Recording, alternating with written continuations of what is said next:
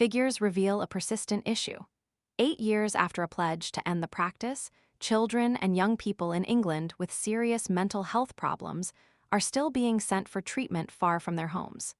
This is primarily due to severe bed shortages in certain areas, despite an NHS England commitment made in 2017.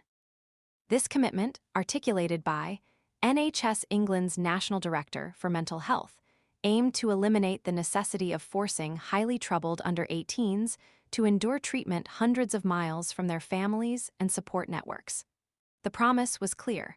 We are committed to ending the need for children and young people traveling long distances for the right care. However, recent data paints a starkly different picture. Between December 2023 and November 2024, a staggering 319 children and adolescents were admitted to out-of-area beds.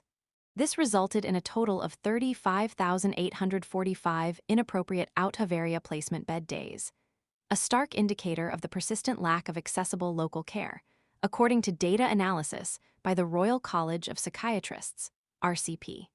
The consequences of this practice are deeply concerning. Experts emphasize the detrimental effects of separating seriously mentally unwell children from their familiar environments.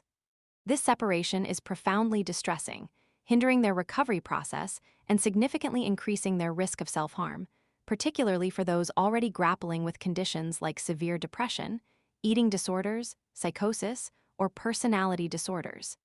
Conditions that inherently carry a heightened risk of self-harm or suicide. Dr. Guy, Deputy Chair of the RCP's Child and Adolescent Faculty, strongly condemns this ongoing practice. It is unacceptable that sick and extremely vulnerable children and young people with mental illness are still being sent miles away from their family and friends, sometimes for months on end, simply because they need treatment that is either not available as community care or within a local inpatient setting. He further emphasizes the unacceptable scale of the problem. One child being sent away from home almost every day is simply unacceptable. He highlights the counterproductive nature of this approach, stating that isolation and lack of support prolong recovery times, placing additional strain on already overstretched services and causing immense pressure on parents and carers who are already overwhelmed with worry. The personal impact on families is devastating. Rachel's daughter, diagnosed with an eating disorder in 2014, endured treatment in hospitals far from their Nottingham home, including a 6-month stay in Scotland, a distance of 315 miles, which included the Christmas period. Describes the emotional toll. The whole family were devastated when she went away. I felt as if my heart had been ripped out and I had failed her. We are all still processing the trauma of it all many years later. The separation caused immense emotional distress, highlighted by the daughter's longing for simple comforts like hugs and shared walks, desires that were tragically unattainable due to the distance. Points out that the inconsistent care significantly hampered her daughter's recovery, stating, "Years later, the challenges persist.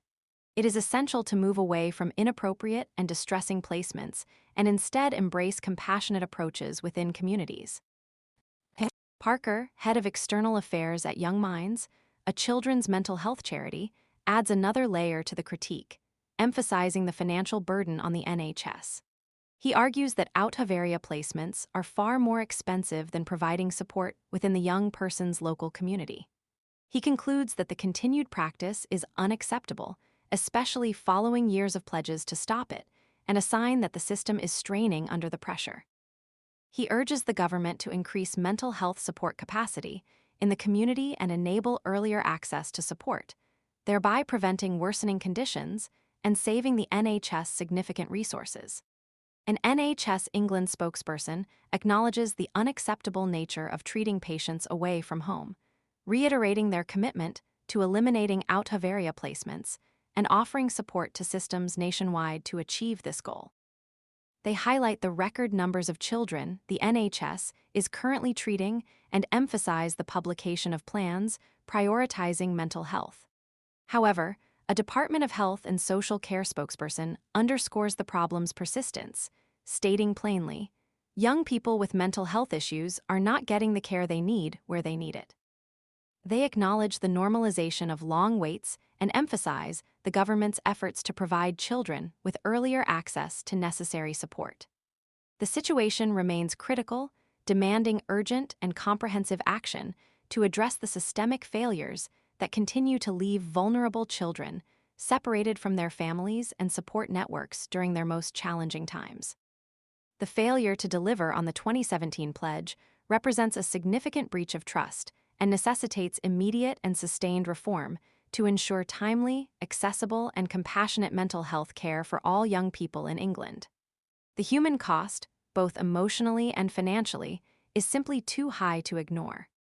The long-term consequences of these out-of-area placements, impacting recovery rates and contributing to the overall mental health burden, underscore the urgency of systemic change and increased investment in community-based mental health services.